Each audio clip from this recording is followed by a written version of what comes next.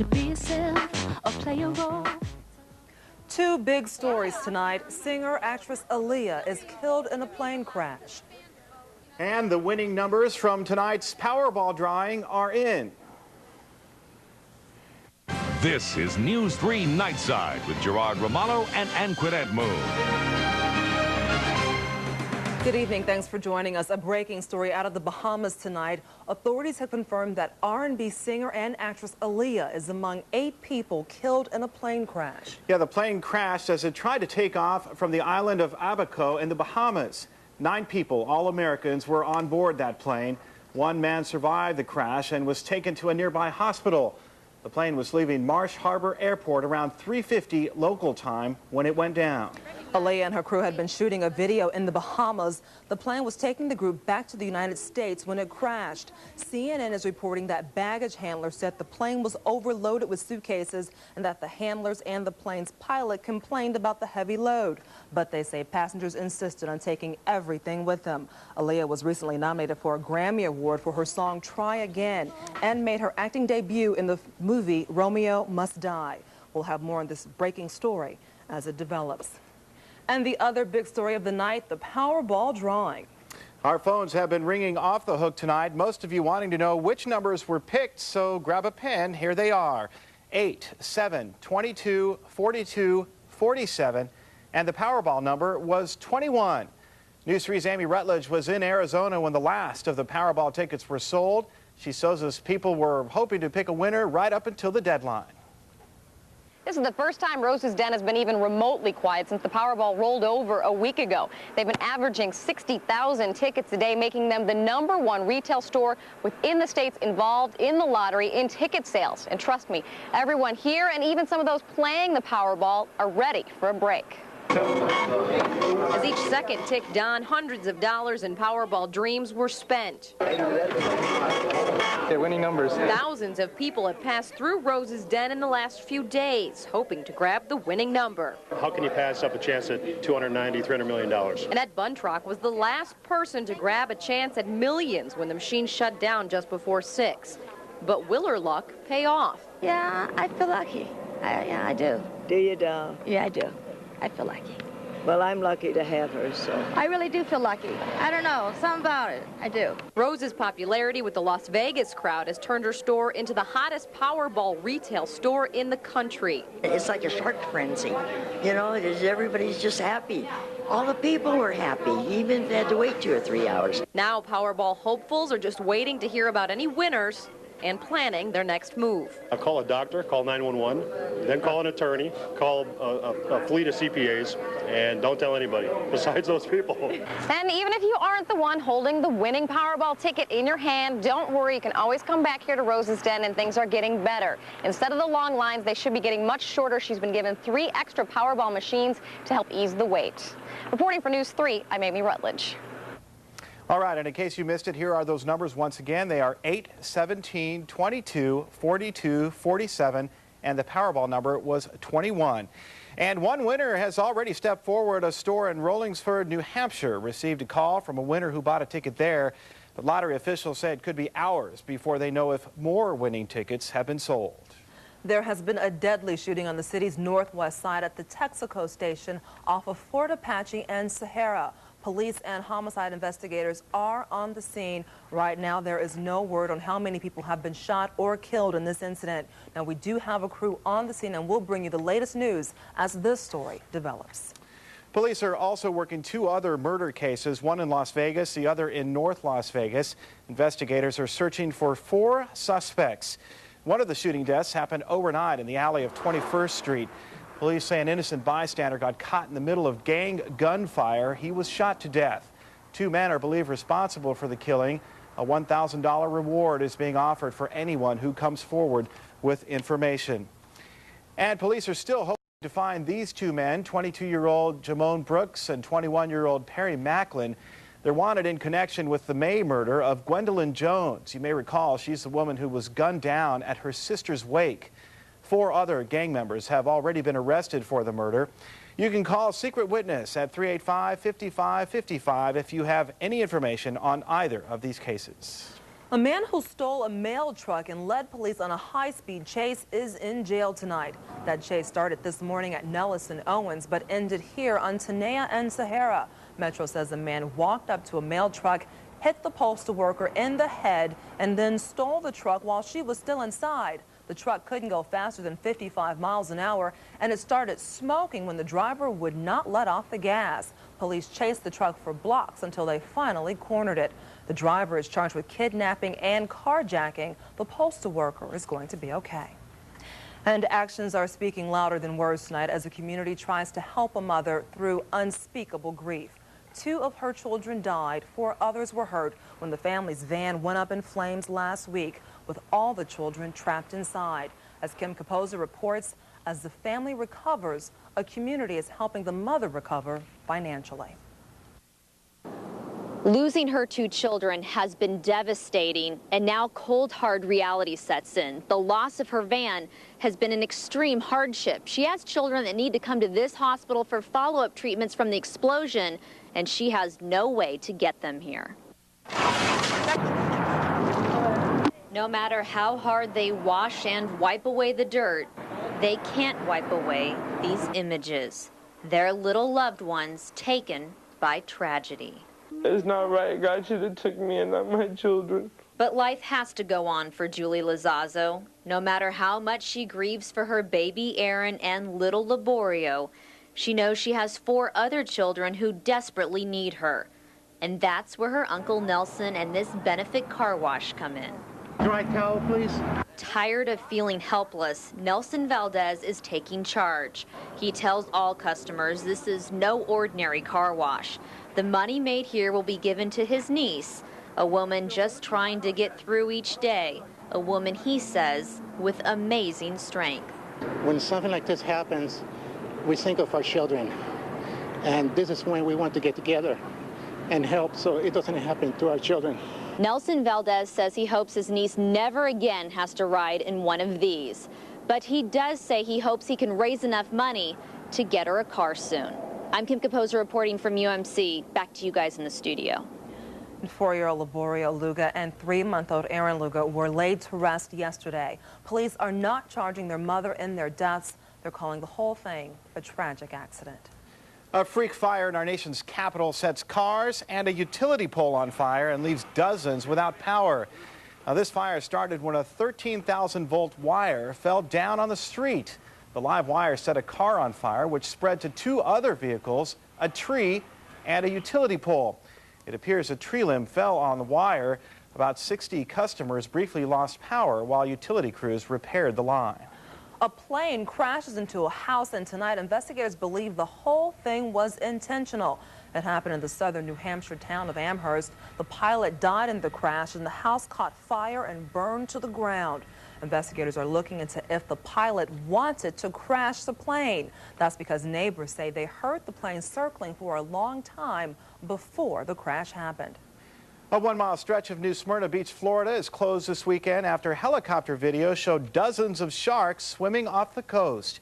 It's believed a total of 9 people this week were attacked by sharks while surfing or swimming off that coast. The Beach Patrol surveyed the area by helicopter yesterday. They spotted about 40 sharks altogether. Well, California Congressman Gary Condit is lashing out at the media. Yeah, coming up, hear why he's so upset with ABC's Connie Chung over Thursday night's interview.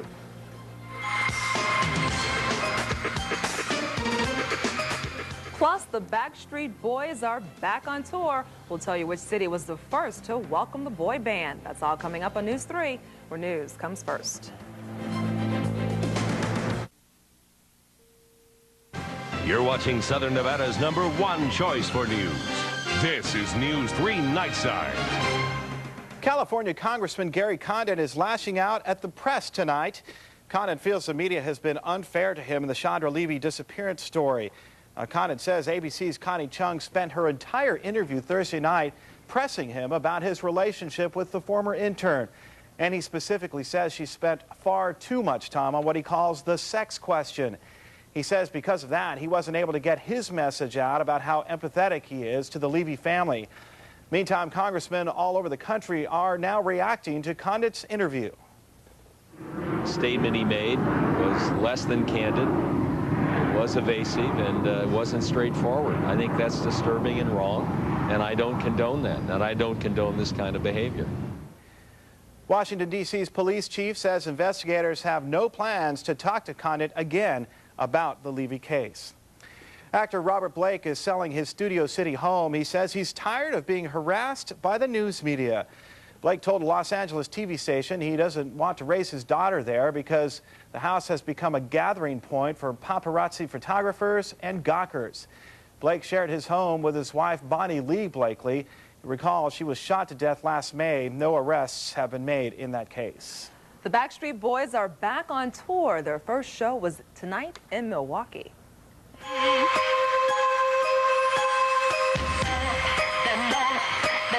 The boy band has resumed its tour with all 5 members, including A.J. McLean. McLean had checked himself into a rehab center about a month ago, forcing the group to postpone its North American tour. They were scheduled to appear at the MGM Grand on October 17th, but they have now rescheduled that concert for Friday, October 19th. I was actually asked to be a Backstreet Boy at Were one you? point. You declined? Figured it wasn't time for me to, you know, Career break out. news instead? Yeah. Got it. Good choice. So I can see how you're right. we saved the world at this point. So That's absolutely right. A more noble calling. Sure. You know, so while we here we're dealing with fairly mild weather compared to what we're going to see over the next couple of days, your home county. Yeah. Tornadoes. You know. Gary, around Gary. Yeah. Gary is where Lake County is. Absolutely. Gary's located in Lake County. Okay, well, there you go. Lake County, Indiana. 3 tornadoes touched down today. Unbelievable. At this point, no one is reported being hurt, so that's why we're just talking about how the weather rolling through Gary was pretty strong. Let's jump outside and check out the current conditions at this hour. We are looking over lovely Lady Las Vegas, courtesy of the Mandalay Bay camera, one of my favorite shots of the Strip, just because it's all bright and sparkly and glittery and all the glitz and glam. We just love it. Current conditions stacking up like so. It's pleasant. The temperature outside, 86 degrees. A great night to be strolling up and down the Las Vegas Strip. 17% humidity, northwest winds at about 5 miles per hour. The barometer 29.84 inches of mercury and rising. And here's the situation. Let me just cut right to the chase. High pressure and control over the Silver State. High pressure usually means abundant sunshine and above normal temperatures. And yes, we're going to see plenty of both. You can see these clouds kind of going up and over. The high pressure ridge acts as a dome. And so the high pressure in place, strongly in place for tomorrow, Monday, and then backing up a little bit on Tuesday. But no matter. For the next 3 days, we've got the potential to be at near record heat. Actually, we're forecasting near record level heat, and we could potentially break those record temperatures. Temperatures around the west right now, 58 degrees right now in Winnemucca, 72 degrees in Sacramento, 97 in Phoenix, coming a little bit closer to home. A mild night across the valley, 90 degrees in Henderson, 86 degrees right now in Summerlin. Checking out one of our WeatherNet locations, Sahara and Cimarron, 85 degrees there, and I call that downright beautiful. 101 the normal high for this time of year. We cranked it up to 105. You can see the record for this date, 110. Well, yes, we're going to be around the 110 range for tomorrow. Let me just let you know that right off the bat. Here's that low pressure system. You can see them start to plow through the Indiana area. And earlier, as I mentioned, 3 tornadoes touching down in Lake County, Indiana, and hail 1 inch in diameter in association with this squall line. Winds 60 miles per hour. So that's going to continue to move on through with the southeast. 82 degrees is what we'll fall back to in the next couple of hours. 108 our high for tomorrow. Abundant sunshine, a light breeze out at the lake. 115 a light breeze. A great day to go out the lake if you prefer the cooler temperatures. Relatively speaking, of course, 84 your high on the mountaintop. Over the next several days, here's what you can expect weather-wise. Sunday, Monday, and Tuesday, yes, chances at hitting those record high temperatures for the dates respectively for Sunday, Monday, and Tuesday. Wednesday and Thursday, we're backing off to 105. So while we're dealing with the sun, the folks in the Midwest will be dealing with cleaning up after the tornadoes. I'm sure we'll talk about that tomorrow. All right, and have video, hopefully. Yes. Thank you, Rachel. Thanks, Rach. Well, we know people love to get married here in Las Vegas, but this weekend, hundreds of local couples learn how to make those marriages last. Renowned relationship expert Dr. Gary Smalley was a guest speaker at Central Christian Church in Henderson. His weekend-long seminar focuses on making good marriages better and improving marriages that need work. Attendees say the message was encouraging and full of valuable lessons. It is a good thing that kids are heading back to school this week because it'll give them something to do. And there is a reason why you've been seeing more kids just hanging around this summer. We'll tell you why next on News 3, where news comes first.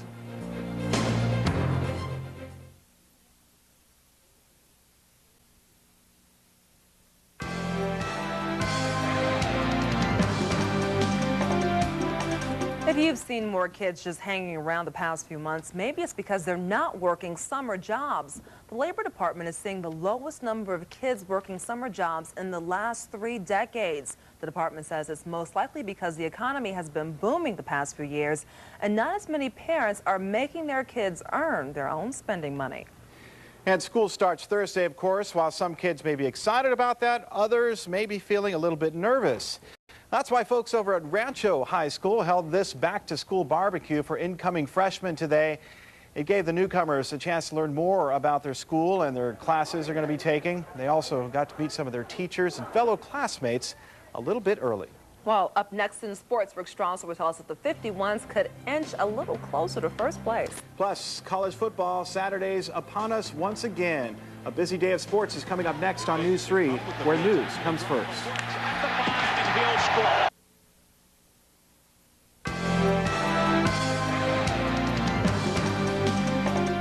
Welcome back. Sure, the Rebels are trying to start out the season the right way on Thursday night with a win over Arkansas.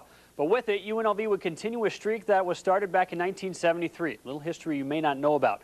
The Rebels have never lost to a team from the natural state. 3-0 in history.